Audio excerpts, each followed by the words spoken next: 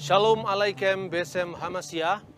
Senang berjumpa kembali para pemirsa dengan program Aliyah li Aret Hakodes, Aliyah ke Tanah Suci.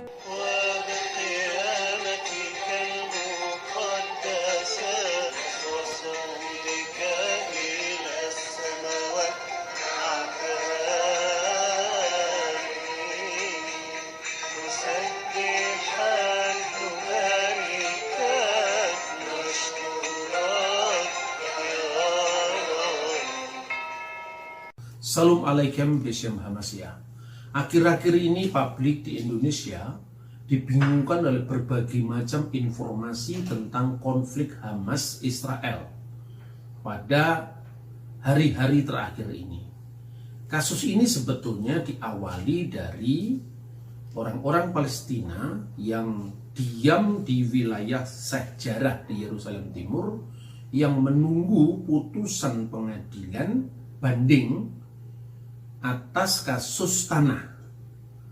Dan dalam pengadilan tingkat rendah itu orang-orang Palestina dikalahkan oleh pemukim Yahudi.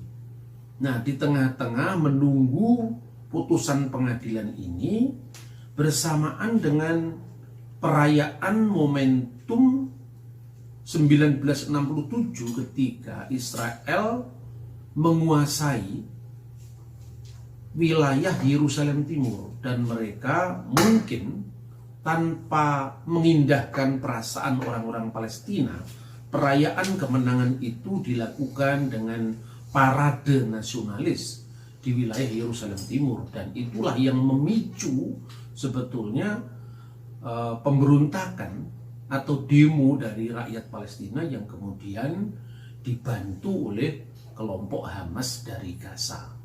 Dan ketika tentara Israel itu sebetulnya memasuki Masjidil Aqsa, itu sebetulnya karena ada banyak milisi-milisi orang Palestina yang bersembunyi dalam masjid dan menyiapkan batu-batu untuk dilemparkan kepada tentara-tentara Israel. Nah, ini sebetulnya tidak bisa dipandang sebagai konflik agama. Ini sebetulnya murni konflik pemukiman. Ini murni persoalan politik yang sangat menyedihkan, saudara-saudara, ketika ini ditarik ke ranah konflik agama, lengkap dengan kutipan-kutipan ayat suci, bahkan dalil-dalil yang itu bisa memompa kemarahan, emosi, dan memancing peristiwa yang sangat sensitif ini dialihkan sebagai seolah-olah konflik agama. Diakui bahwa Yerusalem Timur secara khusus adalah bukit Baitul Maqdis, tempat di mana orang Yahudi memiliki sejarah panjang tentang Beit Hamikdash, yaitu rumah suci yang mulai dibangun oleh Raja Daud dan Raja Salomo, yang di dalam Islam juga diakui sebagai nabi, yaitu Nabi Daud dan Nabi Sulaiman. Dan kemudian bait suci ini dihancurkan pada masa Nebukadnezar, lalu bangsa Israel kembali lagi ke tanah suci, lalu dibangun kembali setelah pembuangan dari Babel, lalu diperluas oleh Raja Herodes Agung, dan bait suci yang kedua yang itu juga dikunjungi oleh Yesus dan para muridnya sebagai bagian yang tak terpisahkan dari keyahudian. Akhirnya bait suci kedua ini juga dihancurkan oleh Jenderal Titus tahun 70 Masehi. Nah, itulah awal dari sejarah Baitul Maqdis. Kemudian setelah tahun 135, di mana pemberontakan Yahudi di mata orang Romawi pemberontakan, tapi di mata orang Yahudi itu adalah perjuangan merebut kemerdekaan yang dipimpin oleh seorang nasionalis Yahudi yang bernama Simon Bar Kokhba, dan dia diyakini sebagai Mesias yang telah datang oleh Rabi Akiba pada zamannya. Tetapi pemberontakan ini atau perang kemerdekaan ini dikalahkan, dan akhirnya bangsa Israel harus kehilangan tanah airnya dan mereka harus terdiaspora, terserak-serak di seluruh dunia. Nah, saudara-saudara, kita juga harus memahami bagaimana Yerusalem itu memiliki makna yang sangat dalam, baik bagi orang Yahudi, orang Kristen, maupun orang Islam. Segala sesuatu yang berangkat dari pendekatan religius satu pihak tentu ini tidak akan membawa jalan keluar yang baik. Nah, kembali kepada sejarah Baitul Maqdis atau Beit Hamikdash tadi. Selama 2000 tahun, orang-orang Yahudi yang terserak-serak di seluruh dunia itu sebetulnya ingin kembali ke Yerusalem. Dalam setiap ibadah Pesah atau Paskah mereka selalu mengatakan Lisana haba'a Yerusalem, tahun depan kita di Yerusalem. Tahun ini masih di sini, masih di Irak, masih di Mesir, masih di Eropa, tapi tahun depan kita di Yerusalem. Ungkapan ini Lisana haba'a Yerusalem bergema selama 2000 tahun sampai mereka meyakini ketika tahun 1947 mereka dengan tuntunan tangan Tuhan telah kembali ke tanah suci dengan Yerusalem sebagai pusat dari spiritualitas mereka, politik mereka di masa lalu, khususnya kejayaannya yang diperoleh pada saat Raja Daud dan Raja Salomo berkuasa. Tinggal sebagai tembok barat, orang Yahudi menyebut sebagai Hakotel HaMa'arif. Itu pun diejek oleh orang-orang non-Yahudi. Mereka menyebutkan sebagai Haitun Al-Mubaka, tembok ratapan. Dan ungkapan ini merupakan sebuah bukti pengabadian tanggapan orang-orang bukan Yahudi ketika orang Yahudi meratapi tempat satu-satunya yang tersisa di tembok barat itu. Dan kita pun juga menyebutnya tembok ratapan, baik itu orang Islam maupun orang Kristen. Inilah pekanya persoalan Yerusalem, dan secara khusus adalah Beit Hamikdash yang terletak di wilayah Yerusalem Timur. Nah, sementara itu, saudara-saudara, orang Muslim juga memiliki hubungan yang khusus dengan kota Yerusalem. Karena apa? Di dalam kitab suci Al-Quran, di dalam surah Al-Isra atau surah Bani Israel ayat 1, di sana disebutkan Maha Suci Allah yang telah menjalankan hambanya pada malam hari dari Masjidil Haram ke Masjidil Aqsa. Subhanalladzi asra bi abdihi lailam minnal Masjidil Haram ila Masjidil Aqsa.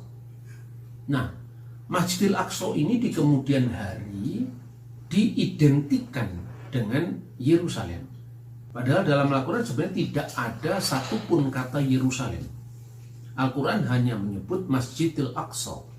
Dan saudara-saudara, pada dokumen-dokumen Islam, khususnya perjanjian Umar misalnya, itu menyebutnya dengan kota Ilya. Dan kota Ilya itu adalah sebetulnya berasal dari nama pagan Alia Capitolina. Nama pagan Alia Capitolina ini disematkan oleh Kaisar Hadrianus pasca pemberontakan Bar Kokhba ditumpas tahun 135. Nama Israel dihapus dari peta bumi saat itu. Karena itu dikaitkan membangkitkan perasaan nasionalis patriotik selama ada kata Yerusalem. Maka kata Yerusalem diganti dengan kata Palestina bersamaan dengan penyatuan wilayah Yudea dan wilayah Syria. Maka disebut Syria Palestina. Sementara kota suci Yerusalem yang itu muncul tidak hanya dalam dokumen-dokumen kitab Taurat, kitab nabi-nabi, dan kitab suci umat Yahudi yang dikenal dengan tanah Torah, Nevim, Ketuvim, yang oleh orang Kristen disebutnya dengan perjanjian lama, yaitu kitab yang sama tadi. Tetapi juga terdapat dalam banyak prasasti atau data-data sejarah di luar kitab suci. Maka dengan demikian, jejak-jejak Israel di Yerusalem, secara khusus Bet Hamikdash, itu adalah benar-benar jejak historis. Karena ada catatan sejarahnya, ada prasastinya, ada catatan-catatan yang tidak hanya dilaporkan secara sepihak oleh Israel, tetapi juga oleh catatan sejarah di luar Bani Israel.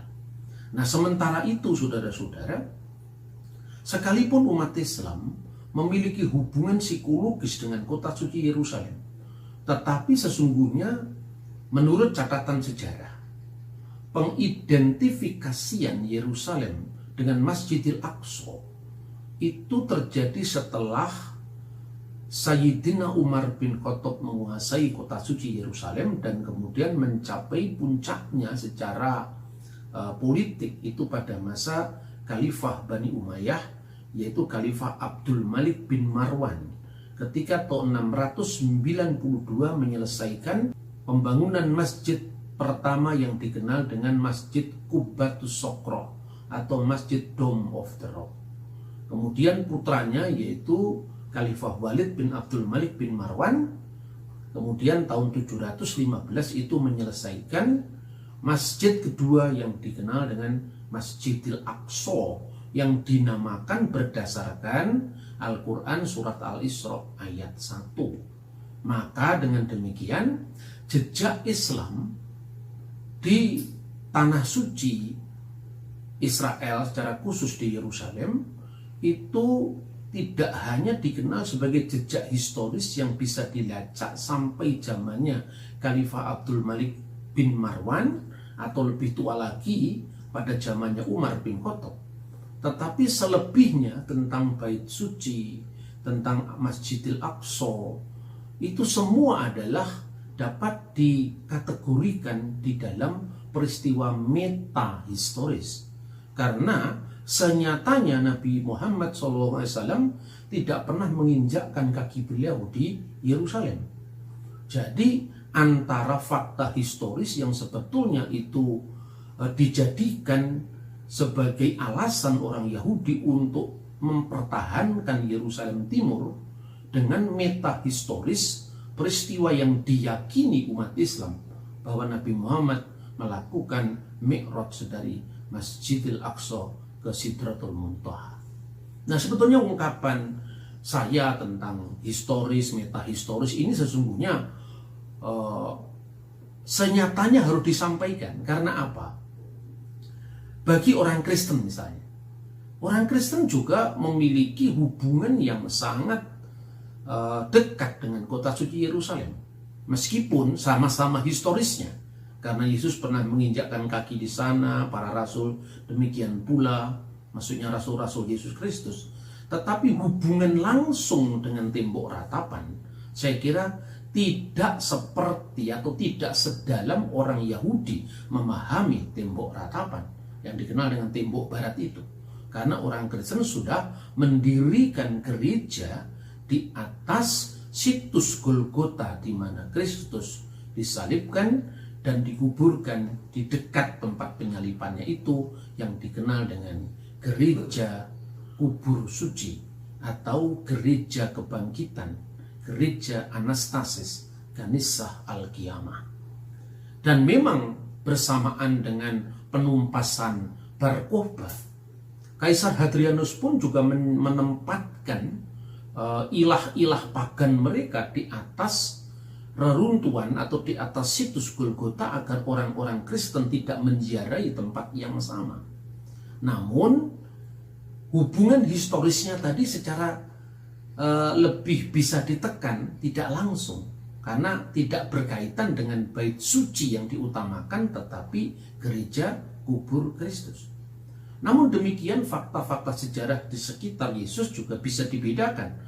Mana peristiwa yang benar-benar fisik historis, misalnya jejak-jejak kaki Yesus di Galilea, di Kapernaum, di Yerusalem, tetapi juga peristiwa yang bersifat metafisik, misalnya kebangkitan dari antara orang mati. Dan dalam catatan-catatan sejarah, antara yang fisik, historis, dan metafisik ini cukup terbedakan. Bahwa orang Kristen memahami peristiwa kebangkitan itu real, iya itu iman. Dan itu kita semua beriman tentang itu. Tetapi bagi Yosefus, seorang penulis Yahudi yang tidak dalam posisi mengimani kekristenan, dia melaporkan kebangkitan Yesus di antara orang mati itu dengan kata-kata netral.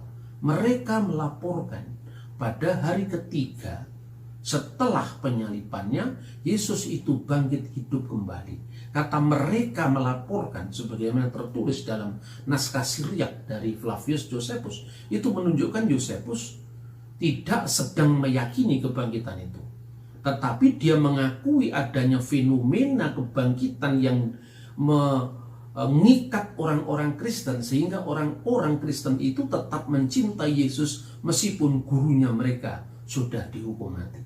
Nah, ini terbedakan antara yang fisik historis dan yang bersifat metafisik. Begitu juga saya kira ketika persoalan-persoalan tentang Yerusalem, tentang Palestina ini mengemuka, biasanya kedua belah pihak tidak bisa menahan diri untuk mencari rujukan dari kitab suci. Itu baik. Tetapi harus diingat bahwa orang Yahudi tidak percaya dengan Al-Quran. Bahwa kitab suci orang Kristen adalah Injil, bukan Al-Quran. Maka, ya, ini yang sering muncul dalam solusi-solusi yang memang itu adalah politis. Tetapi selalu tidak bisa dipisahkan antara yang historis dan metahistoris tadi. Misalnya, ada beberapa pemikir Indonesia yang mengatakan bahwa pokoknya Palestina harus merdeka. Tidak hanya Palestina merdeka, tapi Yerusalem Timur harus menjadi ibu kota Palestina karena Al-Aqsa tempatnya di sana. Nah, contoh-contoh seperti ini adalah sebuah bentuk pemikiran yang tidak bisa membedakan antara yang historis dan yang metahistoris tadi. Bagi orang Muslim sudah memiliki dua kota suci, yaitu Mekah dan Madinah. Kalaupun pada akhirnya umat Islam mengakui Yerusalem sebagai kota ketiga, itu ingatlah beribuan tahun sebelumnya sudah ada jejak bangsa-bangsa lain yang menguasai itu, dan yang terakhir berkaitan dengan Beit Hamikdash atau Baitul Maqdis itu adalah orang Yahudi. Saudara-saudara, jejak panjang bangsa Israel itu tidak hanya saya katakan tadi bisa dibuktikan dari kitab suci. Prasasti pertama yang memuat tentang eksistensi bangsa Israel itu sudah dicatat di dalam prasasti Fir'aun yang bisa dilacak sejarahnya dari tahun 1203 sebelum Masehi. Prasasti itu dikeluarkan oleh Fir'aun Merenpetah yang secara salah oleh Profesor Maurits Bucaille dipahami sebagai Fir'aun keluaran yang mayatnya terdampar di laut. Itu tentu salah. Karena apa? Karena kalau dia adalah Fir'aun keluaran, bagaimana dia pernah mengeluarkan prasasti, dan prasasti itu menceritakan bahwa Israel sudah tidak ada lagi di tanah Mesir. Israel dibiarkan gersang dan benihnya tidak ada. Demikian bunyi prasasti itu. Yasir il Pikat ben Perat. Itu sebutannya dalam bahasa Mesir kuno dalam huruf hieroglif. Prasasti kedua yang jelas merujuk bahwa Israel eksis sebagai negara itu dibuktikan dari prasasti Moab tahun 850. Dalam prasasti itu disebutkan Omri Melek Israel. Omri raja Israel, dan semua orang tahu Omri itu adalah raja Israel ketika kerajaan Israel Raya terbelah menjadi dua pasca pemerintahan Raja Salomo. Salomo meninggal, kerajaannya terbelah jadi dua, yang sebelah utara namanya Israel, ibu kota di Samaria, dan yang di sebelah selatan ibu kotanya Yerusalem. Itu sangat jelas jejak historisnya. Bahkan di situ juga disebutkan kekalahan Israel itu disebabkan karena dalam perspektif orang-orang Moab, dewa mereka, dewa Kamos itu marah, sehingga bejana-bejana dari Tuhannya Israel, Hashem, Elohi Israel, itu telah dirampas oleh orang-orang Moab. Ada juga prasasti nama Daud, disebutkan di sana Bet David. itu tersebut di dalam prasasti Tel Dan, juga prasasti Kolam Siloam. Ada banyak sekali prasasti-prasasti yang sekarang ini dalam penggalian dari arkeolog Timur Tengah. Dan ini tidak bisa dikalahkan dengan sebuah narasi metahistoris yang mengatakan itu tempatnya atau itu adalah mi'rajnya Kanjeng Nabi Muhammad SAW. Nah, bagaimanapun juga saya bukan membela orang Yahudi. Ada banyak teman-teman saya di Palestina, Kristen, tetapi mereka tentu bisa membedakan bahwa orang Israel juga memiliki perasaan yang sangat-sangat mendalam tentang kota suci Yerusalem. Nah, ini yang penting untuk kita jadikan pemikiran di tengah-tengah kontroversi tentang kota suci Yerusalem. Untuk lebih jelasnya, mari ikuti saya ke Masjidil Aqsa dan kita akan sama-sama melihat bagaimana indahnya masjid itu, tentu sebelum suasana konflik kemarin. Identifikasi Masjidil Aqsa dengan Yerusalem baru terjadi pada masa Khalifah Abdul Malik bin Marwan. Itu pun ada dua sasaran. Sasaran pertama, sebetulnya ketika dia berkuasa di Yerusalem, itu dia belum dapat mengalahkan musuh politik yang berada di Mekah. Dan yang kedua, dalam rangka promosi agama karena dia mau menyaingi posisi gereja kubur suci, atau sebetulnya lebih tepat disebut gereja kebangkitan Kristus, gereja Anastasis yang nanti kita akan lihat. Kemudian Nabi Muhammad itu meninggal dalam sejarah Islam tahun 632. Sedangkan tadi Christian sudah katakan bahwa masjid yang ini sebetulnya bukan masjid, itu shrine, atau lebih tepat karena tidak ada arah kiblat di sana, cuma di tengah-tengahnya itu ada ini loh, ada sokrah itu batu, yaitu dikelilingi begitu. Sayang setelah tahun 2000-an kita tidak boleh masuk. Dulunya peziarah non muslim pun boleh masuk ke dalam. Nah, kemudian diselesaikan kira-kira tahun 692 sampai 95. Lalu anaknya Abdul Malik bin Marwan, namanya Walid bin Abdul Malik bin Marwan, menyelesaikan masjid yang di sini. Yaitu yang disebut masjid. Jadi, orang Indonesia sering salah bahwa yang menjadi simbol itu yang masjid Kubah Mas ini, tetapi bukan ini. Tapi itu pun kalau misalnya yang hitam itu Masjid Al-Aqsa, itu juga tidak cocok dengan deskripsinya. 637 pasukan Islam itu kemudian memasuki kota Yerusalem karena dia sudah mendengar. Waktu itu gereja yang berkuasa di sini gereja Yunani Ortodok. Waktu itu patriarknya namanya Patriark Sophronius, dan dia mengatakan kita sudah tunduk pada pemerintah Islam, tapi saya tidak mau menyerahkan Yerusalem sebelum Umar sendiri datang ke sini. Ketika berita itu disampaikan ke tentaranya, yaitu Khalid bin Walid, dan satunya lagi adalah Amr bin As, dia sampaikan kepada Khalifah Umar di Madinah bahwa Patriark Gereja Ortodok tidak mau menyerahkan situs-situs suci di kota Yerusalem kalau bukan Khalifah sendiri datang ke sini. Umar pun datang ke sini. Waktu Umar datang ke sini, tentaranya menjaga lingkungan ini, dan ketika dia menghadap Patriark di gereja yang disebut gereja Al-Qiyamah atau gereja kebangkitan atau gereja kubur suci, tiba waktu sembahyang. Itu menurut versinya Ibnu Khaldun. Dan dia mengatakan, silahkan Khalifah, silahkan Amirul Mukminin, Anda sholat di tempat Anda ini. Karena artinya apa? Gereja dan seluruh tempat suci ini sudah dalam wilayah Anda. Lalu Umar dengan bijaknya dia mengatakan begini, saya tidak mau sembahyang di tempat ini. Sebab kalau saya sembahyang di tempat ini, nanti anak buah saya atau orang-orang Islam menganggap bahwa karena tempat ini sudah pernah dibuat sholat oleh Umar, maka kamu nanti tidak punya gereja. Karena apa? Ini sudah pernah dijadikan sembahyangnya Umar. Terus dia mengatakan begini, menurut versinya Ibnu Khaldun, tunjukkanlah tempat di mana dulu Nabi Dawud alaihissalam membangun masjid. Ya. Waktu itu belum ada kata masjid di mata orang Yahudi dan di mata orang Kristen. Kata masjid itu adalah terminologi Islam. tentu yang disebut masjid itu dia bayangkan bahwa Bait Allah atau Bait Hamikdah itu seperti masjid, ada tempat imamnya, ada mihrabnya, itu terminologi Islam. Dan itu digunakan kata tunggal, masjid, bukan masajid, masjid-masjid. Jadi artinya dia bayangkan memang zaman dahulu sebelum zaman Islam, ini bentuknya seperti masjid yang mereka bayangkan. Lalu Patriark mengajaknya dia jalan-jalan ke kota Yerusalem, termasuk ke tempat ini. Waktu di tempat ini ada satu tempat di sini, lalu di situ ada timbunan sampah. Kenapa ada timbunan sampah? Karena Ratu Helena, ini menurut Ibnu Khaldun, ketika dia membangun gereja kubur suci, dia melihat salib itu dilecehkan oleh orang Yahudi. Lalu dia mau membalas karena orang Yahudi melecehkan salib. Lalu menurut Ibnu Khaldun, orang-orang Kristen Yunani menimbun sampah-sampah di atas batu karang ini.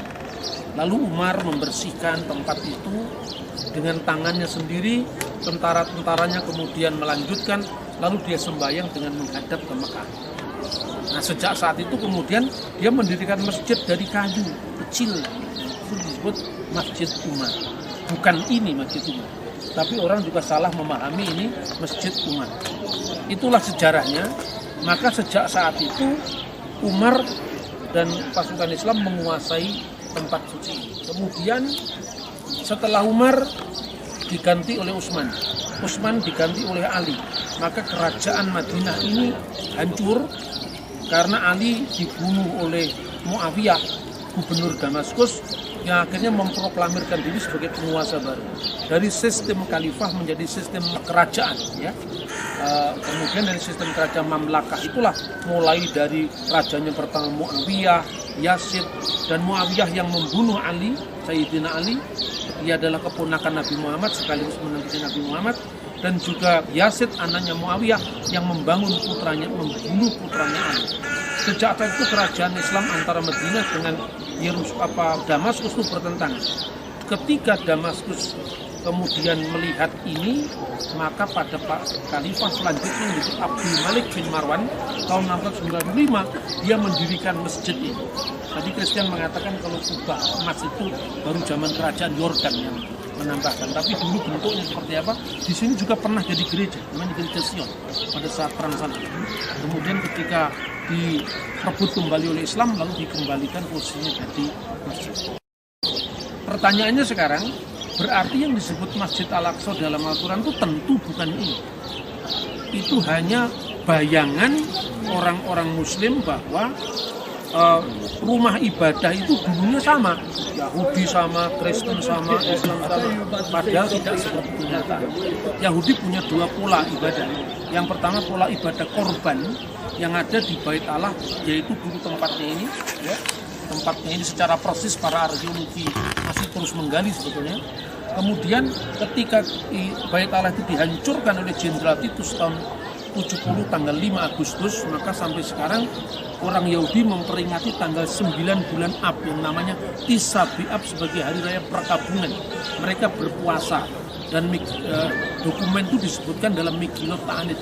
Setiap tanggal 9 bulan Ab yang bertepatan dengan 5 Agustus tahun 70 Masehi. Makanya tinggal tembok yang tersisa di tembok barat yang besok kita kunjungi atau kapan kita kunjungi. Di situ sebetulnya namanya dalam bahasa Ibrani Hakotel Hamarif, artinya tembok barat.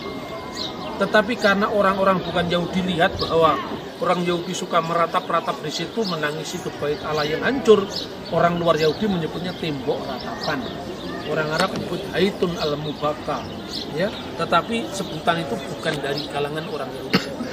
Jadi ini kisah ironis kenapa tempat ini selalu menjadi isu internasional yang tidak pernah selesai. آمين آمين آمين بموتك يا رب المال